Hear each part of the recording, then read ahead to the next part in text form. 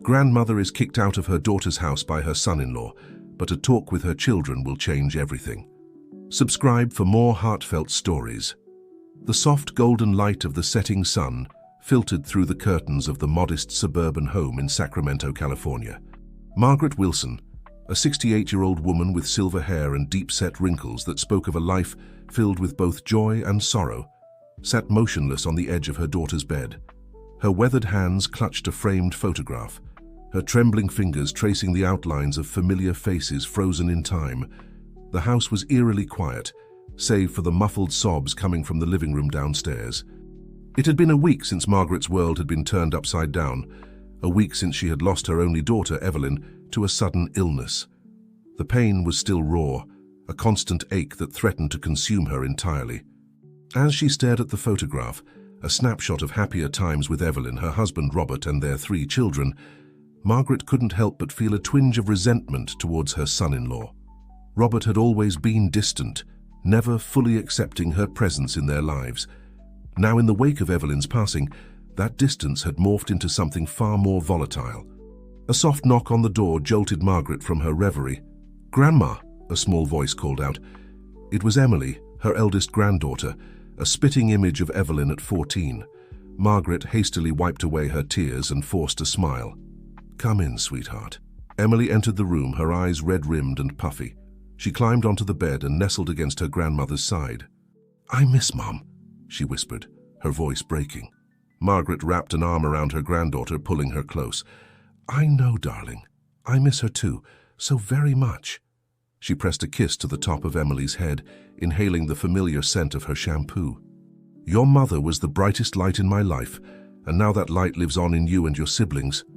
For a moment they sat in silence, finding comfort in each other's presence.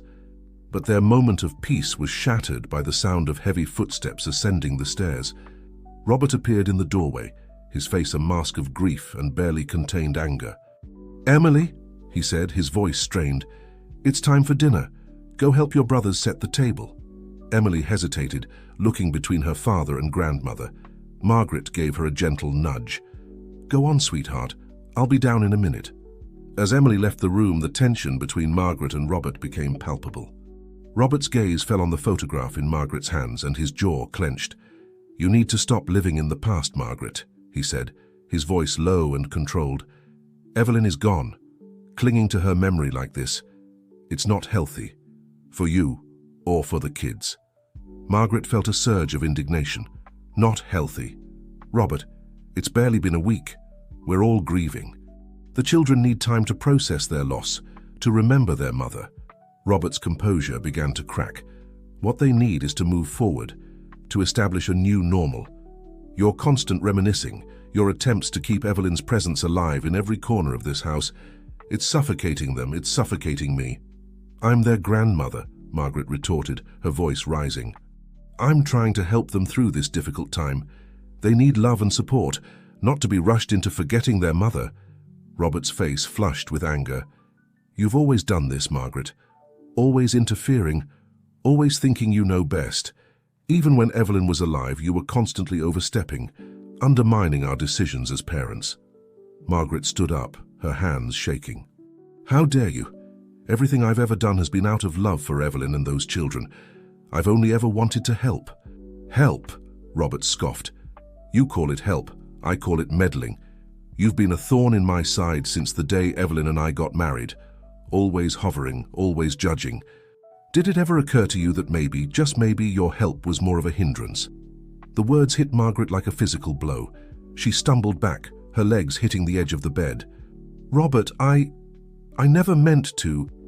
But Robert was beyond listening. Years of pent-up frustration and resentment, compounded by the raw grief of losing his wife, came pouring out. "You never meant to what, Margaret? Never meant to make me feel inadequate as a husband and father? Never meant to create a rift between Evelyn and me? Because that's exactly what you did." Tears welled up in Margaret's eyes. "That's not true. Evelyn and I were close, yes, but she loved you. She chose you. And yet every decision we made, every argument we had, somehow you were always there, always on her side. Do you have any idea how that felt?" Margaret opened her mouth to respond, but no words came out. She had never seen Robert like this, never realized the depth of his resentment towards her. Robert took a deep breath, running a hand through his hair. When he spoke again, his voice was cold and final.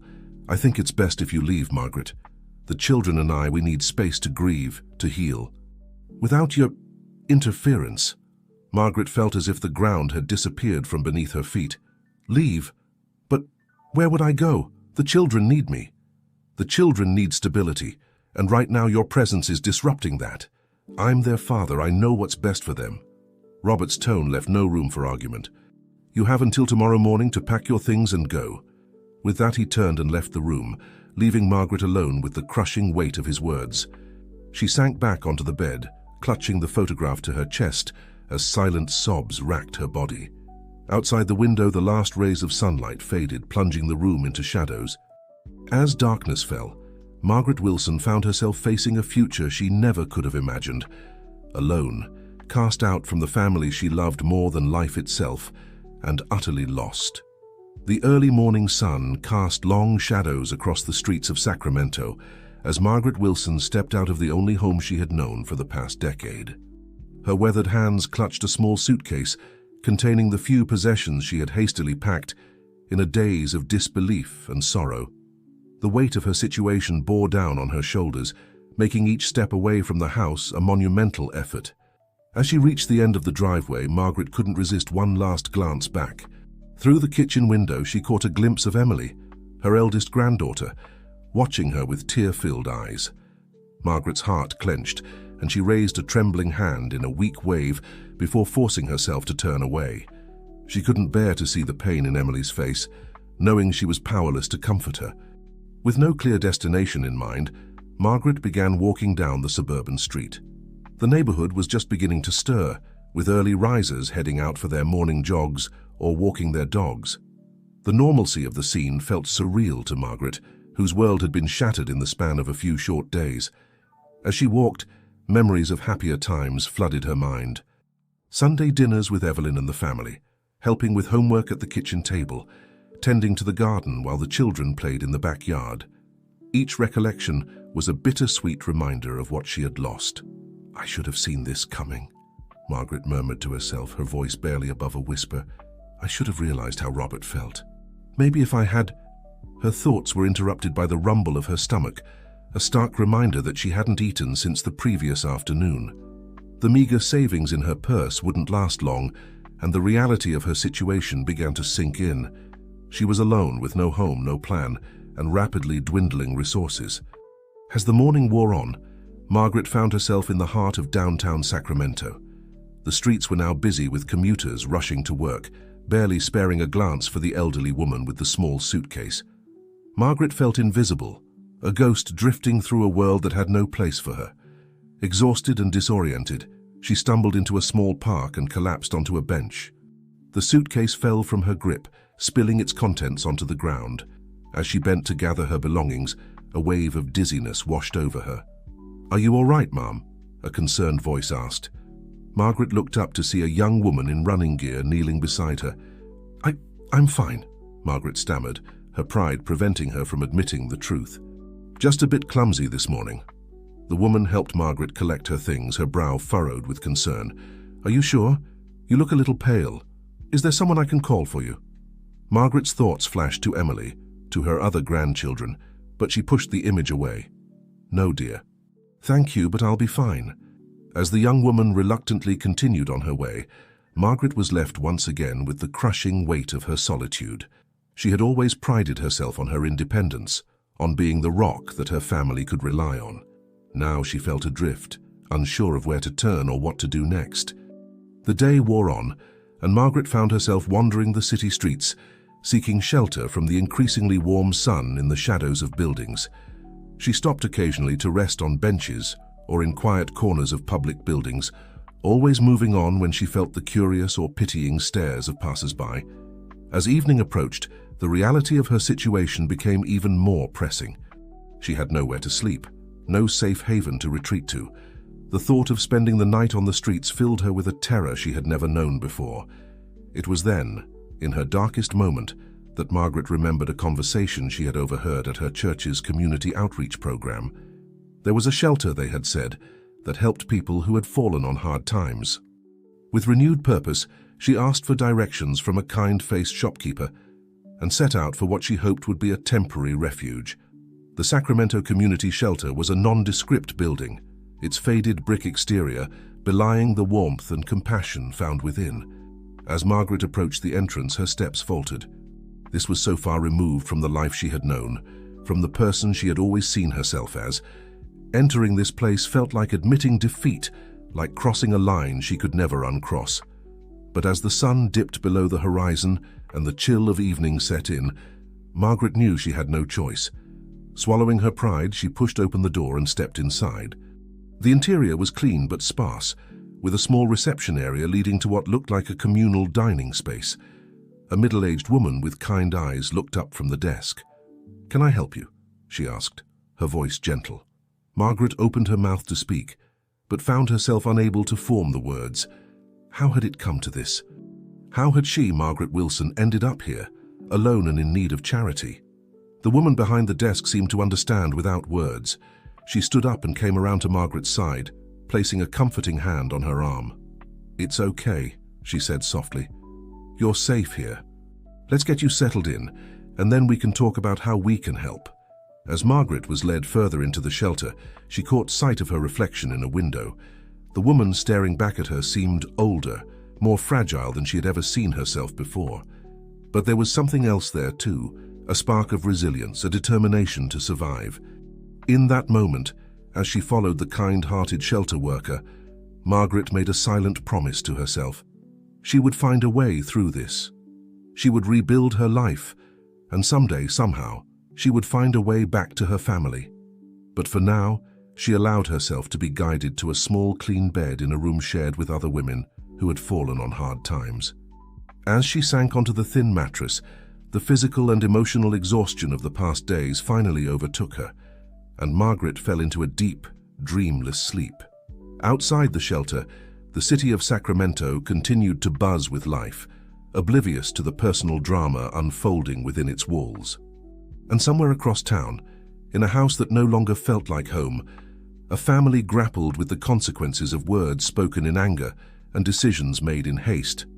The first rays of dawn crept through the small windows of the Sacramento Community Shelter, gently rousing Margaret from her fitful sleep. For a moment, disorientation gripped her as she stared at the unfamiliar surroundings. The events of the previous day came rushing back, and she felt a fresh wave of grief wash over her. As she sat up on the narrow bed, Margaret noticed the other women in the room beginning to stir. Some were young, others closer to her age, but all bore the same look of weariness and resignation that she felt in her own heart. It was a stark reminder that misfortune could befall anyone, regardless of their past circumstances. Margaret made her way to the communal bathroom, where she splashed cold water on her face and stared at her reflection in the mirror. The woman looking back at her seemed like a stranger, tired, vulnerable, and lost. But beneath the surface, there was still a flicker of the strength that had carried her through life's challenges before. "You've faced difficult times before, Margaret," she whispered to herself. "How you can get through this too." As she joined the other residents for a simple breakfast in the shelter's dining area, Margaret found herself drawn into conversation with a woman named Sophia, who had been at the shelter for several months. "First few days are the hardest," Sophia said, her voice gentle. "But you'll find your footing. We all do eventually." Margaret nodded, grateful for the kindness. "I never imagined I'd end up in a place like this," she admitted. "I always thought I'd grow old surrounded by my family, you know." Sophia's eyes softened with understanding. Life has a way of throwing curveballs at us, but sometimes those unexpected turns lead us to where we need to be. "Maybe there's a reason you're here, Margaret." As the day progressed, Margaret found herself participating in the shelter's daily activities. She helped in the kitchen, attended a support group session, and even assisted in sorting donated clothes. The work kept her hands busy and provided a welcome distraction from her tumultuous thoughts. During a quiet moment in the afternoon, Margaret sat in the shelter's small garden, a tattered notebook in her lap. She had always found solace in writing, and now she poured her heart onto the pages, examining the events that had led her to this point. As she wrote, Margaret began to see patterns in her behavior that she had never noticed before. Her desire to help, to be needed, had often crossed the line into interference. She remembered times when Evelyn had gently tried to establish boundaries, moments when Robert's frustration had been evident but ignored. "Oh, Evelyn," Margaret whispered, tears pricking at her eyes. "I was so afraid of losing you that I pushed too hard. I couldn't see how it was affecting your marriage, your family." The realization was painful, but it also brought a sense of clarity. Margaret had always viewed herself as the supportive mother and doting grandmother, but now she could see how her actions might have been perceived as controlling or overbearing. As the sun began to set, casting long shadows across the garden, Margaret made a decision. She couldn't change the past, but she could learn from it. If, when, she found her way back to her family, things would be different. She would listen more, impose less, and respect the boundaries that Robert and the children needed. That evening, as she prepared for bed, Margaret overheard a conversation between two younger women in the shelter. They were discussing their children, the pain of separation, and their hopes for reconciliation. "I miss my kids so much," one woman said, her voice breaking, "but I know I need to get myself together first. They deserve a mum who's stable, you know?" The words struck a chord with Margaret. She had been so focused on her own pain, her own sense of injustice, that she hadn't fully considered the impact of the situation on her grandchildren. They were grieving too, trying to adapt to a world without their mother. Perhaps her presence, clouded by her own intense grief, had been more disruptive than helpful. As she lay in bed that night, Margaret's thoughts turned to Robert. For the first time, she tried to see things from his perspective. He had lost his wife, was grieving himself, and was now solely responsible for 3 children. The weight of that responsibility must be enormous. "Maybe," Margaret mused, "he lashed out because he was overwhelmed. Maybe my presence reminded him too much of what he'd lost." It wasn't an excuse for his harsh words or actions, but it offered a new perspective. Margaret realized that healing, for all of them, would require understanding, forgiveness, and change on both sides. With this new insight, Margaret drifted off to sleep, her dreams filled with images of her family. In her sleep, she saw Evelyn, smiling and at peace, urging her to be strong, to keep going. As the night deepened, the shelter fell quiet, its inhabitants each carrying their own burdens and hopes. For Margaret, this unexpected journey was becoming more than just a trial to endure.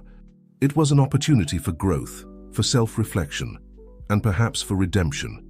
Outside, the city of Sacramento hummed with nightlife, oblivious to the personal transformations taking place within the shelter's walls. And across town, in a house that felt too big and too quiet, a family grappled with their own reflections on loss, anger, and the complexities of love. As the days at the Sacramento Community Shelter turned into weeks, Margaret found herself settling into a routine. The initial shock of her situation had given way to a quiet determination to make the best of her circumstances. She threw herself into volunteer work at the shelter, finding purpose in helping others who were struggling with their own challenges. Meanwhile, across town, the Wilson household was grappling with its own new reality. Robert sat at the kitchen table, his head in his hands, surrounded by a mess of bills and school permission slips. The house, once filled with the warmth of family life, now felt cavernous and cold. Emily, the eldest at 14, leaned against the doorframe, watching her father with a mixture of concern and resentment. "Dad," she said softly, "we're out of milk again." Robert looked up, his eyes bloodshot from lack of sleep. "I'll pick some up on the way home from work tomorrow," he mumbled. Emily hesitated, then pressed on. "And Jake needs new shoes for soccer. And Lily's science project is due next week. She needs help." The weight of these everyday responsibilities, once shared between him and Evelyn, now fell squarely on Robert's shoulders.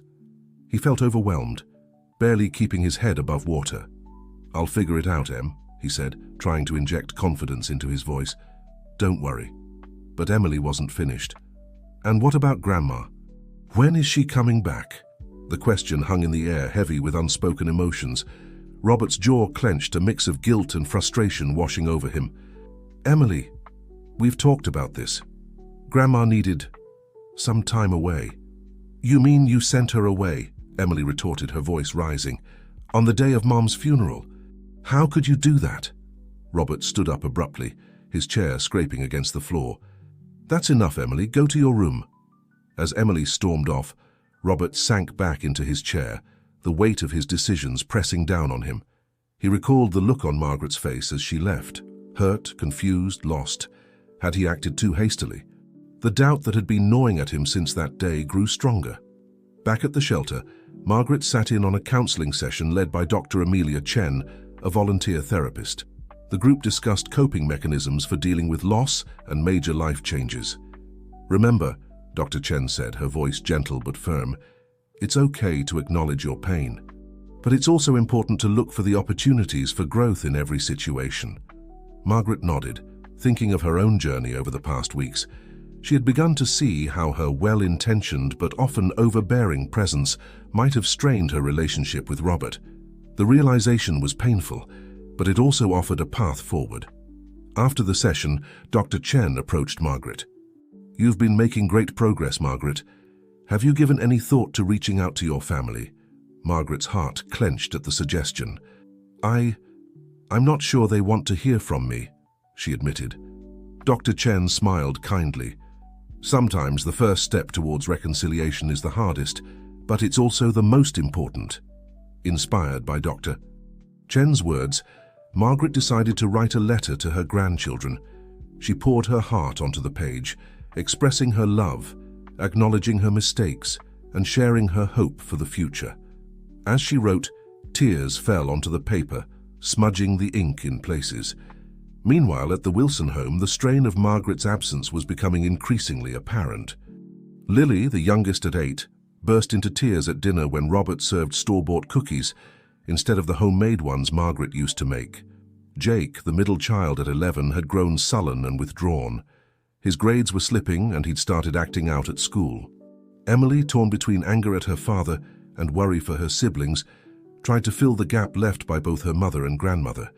She helped with homework, made lunches, and tried to keep the peace, but the burden was too much for a 14-year-old to bear. One evening, as Robert tried to help Lily with her science project, his frustration boiled over. I can't do this, he exclaimed, pushing away from the table. I'm not cut out for this. Emily, witnessing her father's breakdown, felt her own composure crumble. We need Grandma, she said, her voice barely above a whisper. Dad, please, can't we just call her?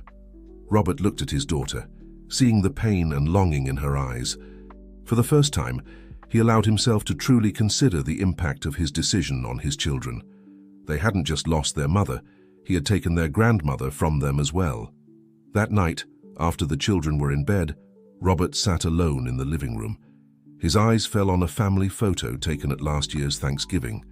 Evelyn was at the center, her smile radiant, with Margaret on one side and Robert on the other.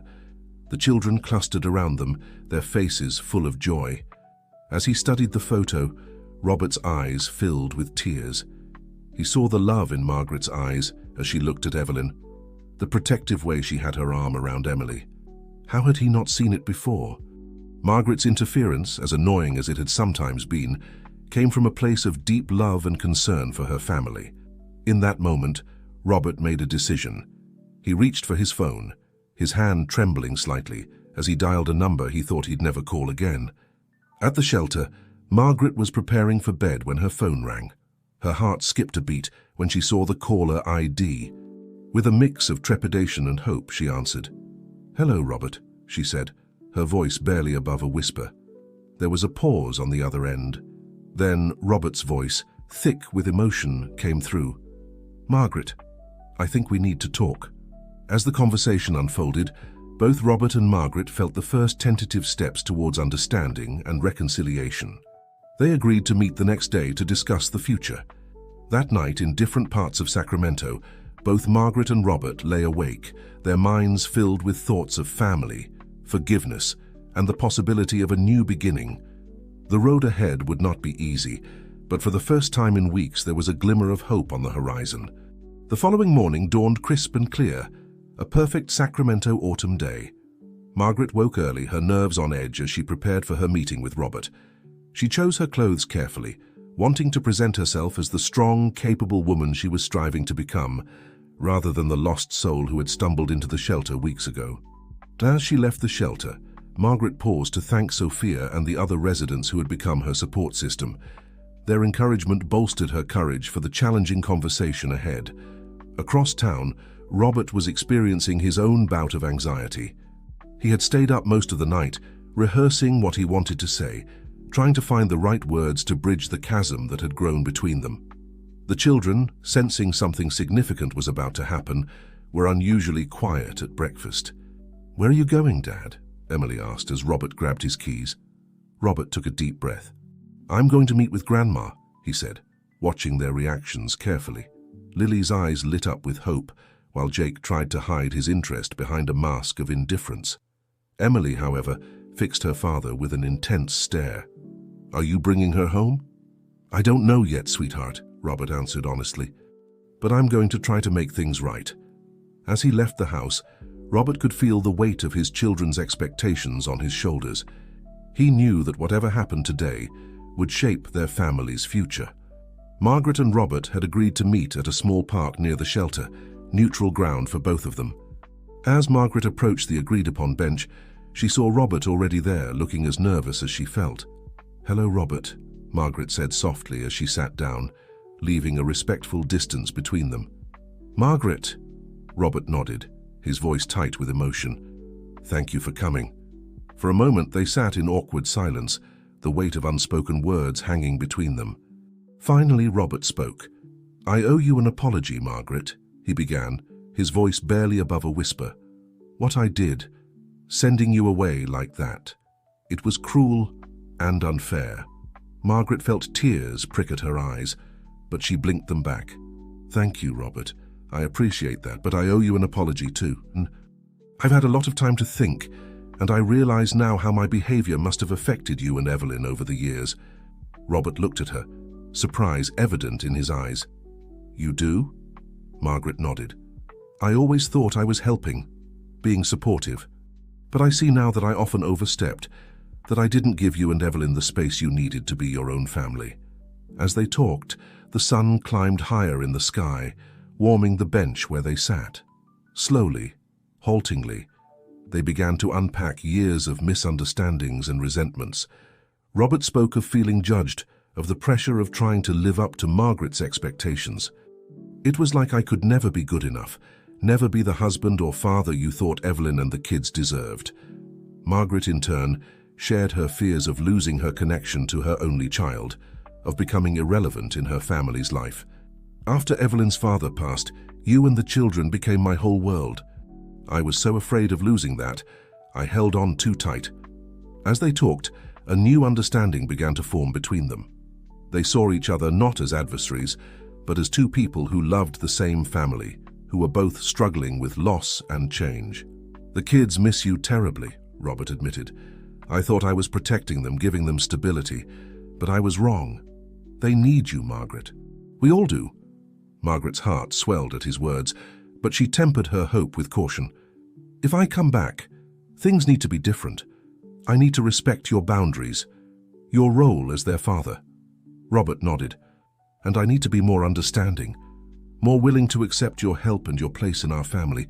We're all grieving, all trying to find our way without Evelyn. Maybe we can help each other through this." As their conversation drew to a close, both Margaret and Robert felt a sense of cautious optimism. They agreed that Margaret would come for dinner that evening, a first step towards rebuilding their family dynamic. When Margaret arrived at the house that evening, the children's reactions were a mixture of joy and uncertainty. Lily threw herself into her grandmother's arms, while Jake hung back, unsure but clearly glad to see her. Emily, ever the protective older sister, watched the scene unfold with guarded hope. The dinner was far from perfect. There were awkward pauses, moments of tension when old habits threatened to resurface. But there were also glimpses of the warmth and love that had once defined their family gatherings.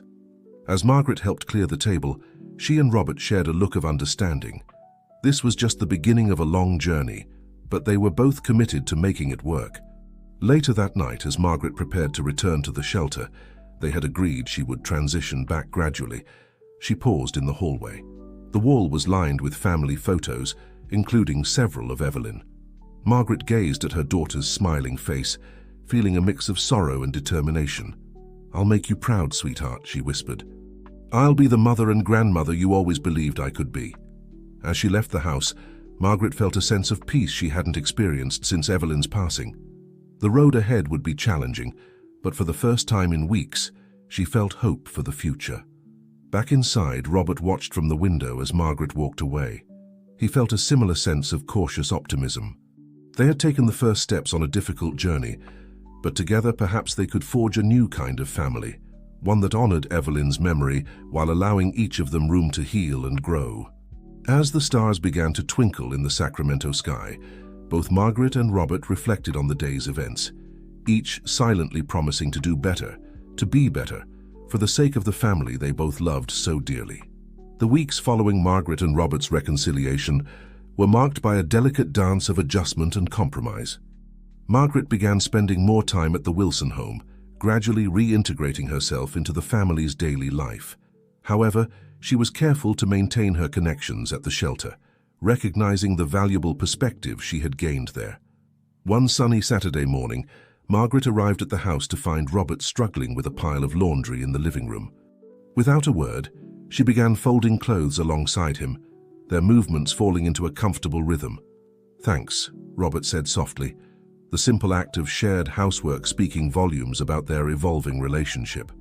Margaret smiled in response, then hesitated before speaking. "Robert, I've been thinking, what if we turned Evelyn's old sewing room into a study space for the kids? It's been sitting empty, and I know Emily could use a quiet place to do her homework." She held her breath, worried she might have overstepped. But Robert considered the idea, nodding slowly. "That's not a bad idea. We should ask the kids what they think." This small exchange represented a significant shift in their dynamic. Margaret was learning to offer suggestions rather than directives, and Robert was becoming more open to her input. Later that day, as they presented the idea to the children, Emily's eyes lit up. "Could we really? I've been wanting a place to study that isn't the kitchen table." Jake, usually reticent, chimed in, "Maybe we could put a small bookshelf in there too." "For all our school books," Lily, not wanting to be left out, added, "and can we paint it a pretty color?" As the family discussed the possibilities, Margaret and Robert exchanged a glance of shared accomplishment. They were working together, creating something positive out of their loss. The project of transforming the sewing room became a family affair. Over the next few weekends, they cleared out Evelyn's old supplies, each item stirring memories that were now bittersweet rather than painful. Margaret found herself sharing stories about Evelyn's childhood, and to her surprise, Robert listened with interest, occasionally adding his own memories of his late wife. As they painted the walls a soft green color chosen by Lily, Jake opened up about a problem he was having at school. "There's this kid who keeps bothering me," he admitted, his brush pausing mid-stroke.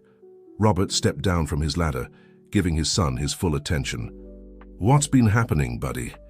As Jake talked, Margaret noticed how Robert listened patiently, offering support without immediately jumping to solutions. She realized with a start that she was witnessing the kind of father Robert had always been, but that she had sometimes failed to see in her eagerness to help. Emily, ever observant, had been watching the changing dynamics in the family. One evening, as she helped Margaret prepare dinner, she broached the subject. "Things are different now, aren't they, Grandma?" Margaret paused in her chopping of vegetables. "How do you mean, sweetheart?" Emily considered her words carefully. "You and Dad, you're not fighting anymore, and it feels like we're becoming a family again. Different, but still a family." Margaret felt a lump form in her throat. "We're trying, Emily. Your dad and I, we both want what's best for you kids. We're learning to work together better."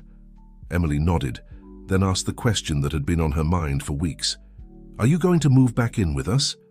The question caught Margaret off guard. She and Robert hadn't discussed permanent living arrangements yet. "I'm not sure, honey. That's something your dad and I would need to talk about." Later that night, after the kids had gone to bed, Margaret brought up Emily's question to Robert. They sat at the kitchen table, cups of tea growing cold between them as they discussed the future. "I'd be lying if I said I hadn't thought about it," Robert admitted. "The kids obviously want you here, and I have to admit, things run smoother when you're around." Margaret felt a surge of hope, but tempered it with caution.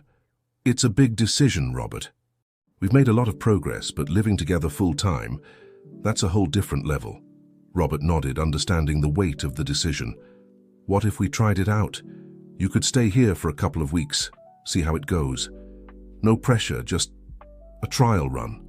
The suggestion was both exciting and terrifying to Margaret. It represented a chance to fully reconnect with her family, but also the risk of falling back into old, unhealthy patterns.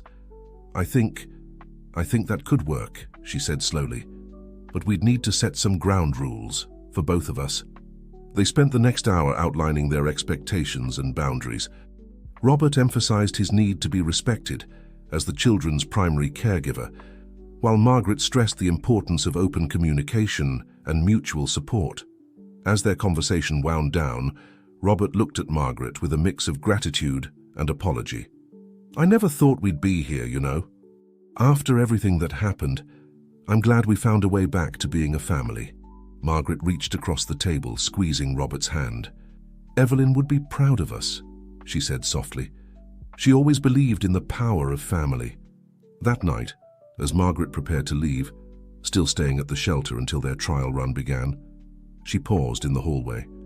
The newly finished study room door was ajar, and she could see the fresh paint, the new desk, the carefully arranged bookshelf. It was a tangible symbol of their family's renewal, a space created out of love and cooperation. As she walked back to the shelter under the starry Sacramento sky, Margaret felt a sense of peace she hadn't experienced in months. The future was still uncertain, but for the first time since Evelyn's passing, it also held promise. They were planting seeds of change, nurturing new growth in the garden of their family, and Margaret was determined to see those seeds blossom into something beautiful, a legacy that would honor Evelyn's memory and strengthen the bonds between them all. The morning of Margaret's trial run move-in day dawned bright and clear. As she packed her meager belongings at the shelter, a mix of excitement and trepidation coursed through her. Sophia, her friend and confidant during her stay, helped her fold the last of her clothes. You've come a long way, Margaret, Sophia said warmly. Remember, growth isn't always comfortable, but it's always worth it. Margaret nodded, grateful for the support she'd found in this unexpected place. I'll come back to volunteer, she promised. This place, and all of you, you've taught me so much.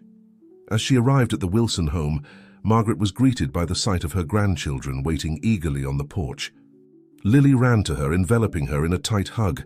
Welcome home, Grandma, she exclaimed. The word home struck a chord in Margaret's heart.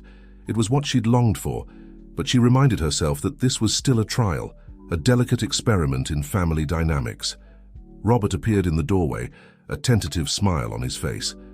Let's get you settled in, he said, reaching for her suitcase. The first few days of cohabitation were a mixture of joy and awkwardness. Margaret found herself constantly aware of her actions, careful not to overstep or fall back into old habits. Robert, too, seemed to be walking on eggshells, both of them hyper-aware of the fragile nature of their new arrangement. It was Emily who finally broke the tension. During dinner on the third night, she set down her fork with a clang. Okay, this is ridiculous, she announced. You're both trying so hard not to upset each other that you're barely talking. We're supposed to be a family, remember? Her words hung in the air for a moment before Jake snorted with laughter, and soon the whole table was chuckling. The ice was broken, and the conversation flowed more naturally after that. As the days turned into weeks, a new rhythm began to establish itself in the household. Margaret found ways to contribute without taking over, offering to help with homework or start dinner prep before Robert got home from work. Robert, in turn, made efforts to include Margaret in family decisions and activities. One Saturday, as they worked together in the garden, a project that had been neglected since Evelyn's passing, Robert broached a subject that had been on his mind. I've been thinking about Evelyn's birthday next month, he said, his hands deep in the soil. I think we should do something to celebrate her life. Margaret paused in her weeding, looking at Robert with surprise and gratitude. I think that's a wonderful idea, she said softly. What did you have in mind? As they discussed possibilities, Margaret realized how far they'd come. Months ago, the mere mention of Evelyn's name had been enough to spark tension. Now they were planning a celebration of her life together. They decided on a small gathering at the house, inviting close friends and family to share memories and celebrate Evelyn's impact on their lives. As they planned, Margaret was careful to offer suggestions rather than take control, and Robert made sure to consider her input on every decision. The day of the celebration arrived, and the house was filled with the warmth of shared memories and laughter. Friends and family gathered in the backyard, where photos of Evelyn were displayed alongside her favorite flowers. As Margaret watched Robert sharing a funny story about Evelyn with their guests, she felt a tap on her shoulder. She turned to find Dr. Chen, the therapist from the shelter, smiling at her. "I hope you don't mind that I came," Dr. Chen said. "Robert invited me. I wanted to see how you were doing." Margaret felt a rush of gratitude. "I'm so glad you're here," she said. They're good. Different, but good." Dr. Chen nodded approvingly. "I can see that. You seem more at peace." As they talked, Margaret realized how much she had grown. She was learning to find her place in the family without trying to control everything, and Robert was learning to appreciate her presence without feeling threatened by it. The celebration continued into the evening, with candles lit in Evelyn's memory as the sun began to set. As the last guests departed, Margaret found herself alone in the kitchen with Emily.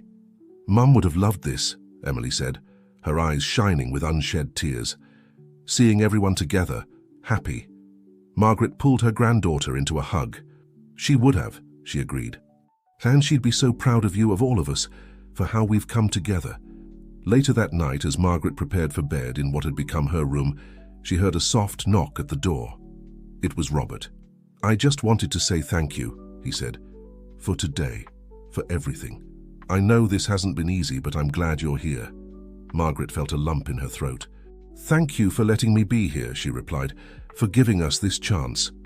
As Robert bid her good night, Margaret felt a sense of peace settle over her. They were finding their way, step by step, towards a new kind of family dynamic. It wasn't perfect. There were still moments of tension, of old habits threatening to resurface, but it was real, and it was theirs. She thought of Evelyn, of the love that had brought them all together in the first place. In honoring her memory, they were forging a new path forward, one that acknowledged their past while embracing their future. As she drifted off to sleep, Margaret felt truly at home for the first time in months. The journey wasn't over. There would always be challenges to face, adjustments to make, but she was no longer afraid of the road ahead. They were a family, bound by love, loss, and the determination to honor Evelyn's memory by living fully and loving deeply. In the quiet of the night, the Wilson house stood as a testament to the power of forgiveness, understanding, and the enduring strength of family bonds. As autumn gave way to winter in Sacramento, the Wilson household settled into a comfortable rhythm.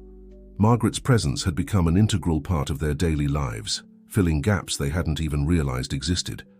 Yet as the family prepared for their first holiday season without Evelyn, a subtle undercurrent of melancholy threaded through their interactions. One chilly morning, as Margaret helped Lily make paper snowflakes for a school project, she noticed the little girl's unusually subdued demeanor. "What's on your mind, sweetheart?" Margaret asked gently, setting aside the scissors. Lily hesitated, her small fingers fidgeting with a scrap of paper. "I miss Mom," she whispered, "especially now. She always made Christmas so special." Margaret felt her heart constrict. She pulled Lily into a warm embrace, stroking her hair softly. "I miss her too, darling, so very much, but you know what? Your Mom is still with us, in our hearts and in all the wonderful memories we have of her." As they talked, Margaret had an idea. "What if we start a new tradition this year? Something to honor your Mum and keep her spirit alive during the holidays?" Lily's eyes brightened with interest. "Like what?" "Well, why don't we brainstorm with your dad and siblings? We could come up with something special that we all do together, just for your Mum." The idea quickly gained traction within the family. That evening they gathered in the living room, armed with hot cocoa and determination to create something meaningful. "What if we make Mum's favorite cookies and deliver them to the neighbors?" Jake suggested, surprising everyone with his enthusiasm. Emily chimed in, "And maybe we could volunteer at the shelter where Grandma stayed. Mum always said Christmas was about giving back." Robert, who had been quietly listening, spoke up. "Those are wonderful ideas. And I was thinking, What if we create a memory book? We could all write down our favorite memories of Evelyn, add photos and read it together on Christmas Eve. The excitement in the room was palpable as they fleshed out their plans. Margaret watched with a mixture of joy and bittersweetness, marveling at how far they'd come as a family. As the holidays approached, the Wilsons threw themselves into their new traditions. They spent weekends baking Evelyn's famous snickerdoodles, delivering them to neighbors with handwritten notes about the new tradition they'd started in her memory. The house filled with the scent of cinnamon and butter, and for fleeting moments, it felt as if Evelyn was there with them, guiding their hands as they rolled the dough in sugar. Their volunteer day at the shelter was an eye-opening experience for the children. Margaret watched with pride as Emily organized a craft session for the younger residents, while Jake helped serve meals with a dedication that belied his usual teenage nonchalance. Lily flitted from person to person, her natural charm bringing smiles to weary faces. As they drove home that evening, Robert glanced at Margaret, his eyes shining with unshed tears. "Thank you," he said softly, "for suggesting this, for everything." Margaret reached over and squeezed his hand. "We're in this together," she replied. It's what Evelyn would have wanted. The creation of the memory book became a nightly ritual. After dinner, they would gather in the living room, sharing stories and sorting through old photographs. There was laughter and there were tears, but most importantly, there was healing. One evening, as Robert recounted the story of his and Evelyn's first date, Emily suddenly stood up and left the room. Margaret found her in the kitchen, hands gripping the counter, shoulders shaking with silent sobs. "Oh, sweetheart," Margaret said, enveloping her granddaughter in a hug. "I'm sorry," Emily hiccuped. I miss her so much. And seeing Dad smile like that when he talks about her, it hurts, but it's beautiful too. Does that make sense?" Margaret nodded, her own eyes filling with tears. "It makes perfect sense, darling. Grief is complicated. It's okay to feel joy and pain at the same time. It means we loved deeply, and that love doesn't end just because someone is gone." As they stood there, Robert appeared in the doorway.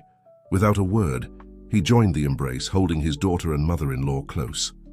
In that moment, they were united in their grief and in their love, 3 generations finding strength in each other. Christmas Eve arrived, bringing with it a mix of excitement and trepidation. As they gathered around the fireplace, the completed memory book resting on the coffee table, there was a palpable sense of anticipation. Robert cleared his throat, his hand resting on the book's cover. "Before we start, I just want to say how proud I am of all of us. This hasn't been an easy year, but look at what we've accomplished together. Evelyn would be so proud of the way we've come together as a family." As they took turns reading from the book, sharing memories and favorite stories, the room filled with a warmth that had nothing to do with the crackling fire. There were tears, yes, but also laughter and joy, as they celebrated Evelyn's life and the impact she'd had on each of them. When it was Margaret's turn to read, she paused, looking around at the faces of her family. "Evelyn was my only child," she began, her voice thick with emotion, "and losing her was the hardest thing I've ever experienced. But being here with all of you, seeing how her love continues to shape this family, it's a gift I never expected. Thank you for letting me be a part of it." As the evening wound down, with Lily dozing on the couch and Jake pretending not to wipe away tears, Robert turned to Margaret.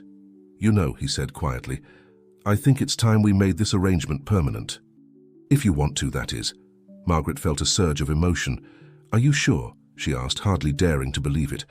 Robert nodded, a small smile playing on his lips. "I'm sure. Your family, Margaret.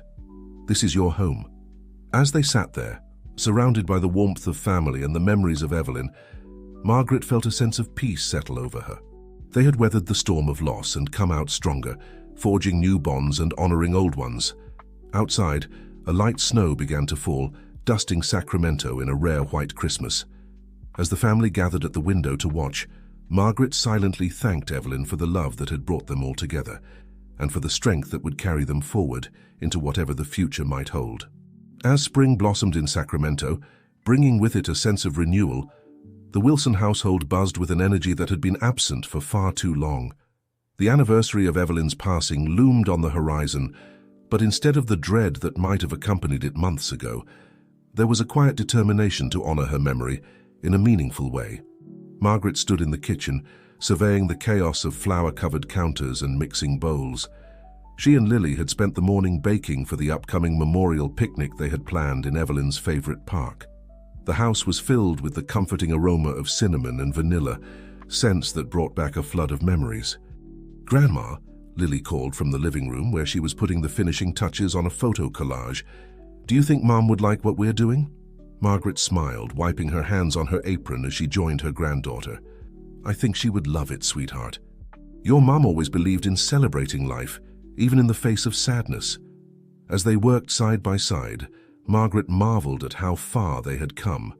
The past year had been a journey of healing, of rediscovering what it meant to be a family. There had been bumps along the way, moments when old tensions threatened to resurface, but they had weathered each storm together. Later that afternoon, as Margaret helped Emily prepare for her upcoming college interviews, she was struck by how much the teenager had matured over the past year. Emily had stepped up in ways no one could have anticipated, becoming a pillar of strength for her younger siblings and a bridge between Margaret and Robert. "You know," Margaret said, setting aside the practice questions, "your mother would be incredibly proud of you, Emily. The way you've handled everything, it's remarkable." Emily's eyes welled with tears, but she smiled through them. "I couldn't have done it without you, Grandma. Having you here, it's made all the difference." The sound of the front door opening announced Robert and Jake's return from their father-son fishing trip, a new tradition they had started in an effort to strengthen their bond. The easy laughter between them as they entered the house was a testament to how far they'd come. "Ladies," Robert called out, his voice lighter than Margaret had heard in months, "we come bearing dinner." As they gathered around the dinner table that evening, sharing stories and planning for the memorial picnic, Margaret felt a sense of completeness she hadn't experienced since Evelyn's passing. This wasn't the family she had expected to have at this stage in her life, but it was beautiful in its own way, shaped by shared grief and mutual support. The day of the memorial picnic dawned bright and clear, as if Evelyn herself had ordered perfect weather.